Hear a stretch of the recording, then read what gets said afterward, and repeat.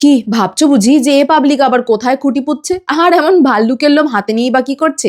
চলো তাহলে আসল ঘটনা অবলম্বনে দেখি বাঙালি যখন 12 মাসে 13 পার্বণ পালন করতে পারে তাহলে বড়দিন খানা কেন বাদ যায়? আর বড়দিন উপলক্ষে নিজের শখের ঘরটাকে ক্রিসমাস স্পেশাল একখানা নতুন লুক দেবো না তা হয়? তাই খানিক জোগাড়ু বুদ্ধি খাটালাম। ঘরে থাকা এই একখানা ফুলের টব আর বাবাই জোগাড় করে দিয়েছে এই বাঁশের কঞ্চি। এই ক্রিসমাস ডেকোরেশনে ঘর সাজাতে আমার ভারী ভালো লাগে জানো। বাচ্চা বেলায় তো কত কি না বানাতাম ফেলে দেওয়া জিনিস দিয়ে, বরফের বাড়ি, বরফের মানুষ, ক্রিসমাস ট্রি, স্যান্তা বুড়ো। এই বাঁশের কঞ্চি কটাকে টবে পুঁতে এমন ত্রিকোণ আকারে বেঁধে নিয়েছি। এর মধ্যেই ক্রিসমাস ট্রি বানাবো বলে এমন রিবন কিনে পুরো গাছটা জড়িয়ে নিলাম। আর এমন খালি খালি গাছ যে মোটে মানাবে না, তাই সাজানোর জন্য নিয়েছিলাম এই বল আর ঘন্টা। হ্যাঁ জানি বাপু এমন ঢ্যাং ঢ্যাঙে গাছ বোধহয় জীবনে কেউ দেখোনি, তবে শেষে সাজানোর পর কিন্তু মন্দ লাগছিল না। হ্যাঁ চারিদিকটা লাগছিল একটু খালি খালি বলে ভাবলাম এপাশে একটু গিফটের বাক্স থাকলে কেমন হয়, কিন্তু গিফটের নামে তো এমন ধোকাবাজি, খালি বাক্সই এমন সাজিয়ে গুছিয়ে রেখে দিলাম সাজানোর জন্য। ক্রিসমাস ট্রি তো বানানো হলো, কিন্তু এটার সাথে ঘরের বাকি দিকগুলো জানি একেবারে বেমানান লাগছিল। তাই অনেক খুঁজে খাজে এর সাথে মানানসই ঘর সাজানোর কটা জিনিস কিনেছি। ও যে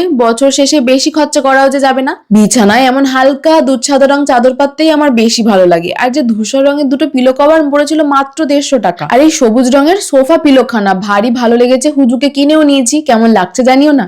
এতদিন তো আমার ঘরে ঝুলতো সাবেকি ধরনের পর্দা, তাই ভাবলাম ঘরের দুপাশের পর্দাটা একটু পাল্টাই একটু ভোল বদলের জন্য। নিচে দিলাম পেতে এই ছোট্ট কার্পেট খানা। আমার এই শখের ঘরের একটু ভোল বদল ছিমছাম সাদামাটা সাজগোজটা কেমন লাগছে জানিও না। আমার কাছে তো ক্লান্তি শেষে এই ঘরটাই সবচেয়ে তৃপ্তির জায়গা। আর যেখানে দিন রাত কাটানো হয় সেই জায়গা যদি একটু সুন্দর করে সাজানো গোছানো পরিষ্কার থাকে, শত কষ্টর মাঝেও এমনিই মন ভালো হয়ে যায়। কি বলো? আর বড়দিনে কে কি করলে জানিও। রাধে রাধে।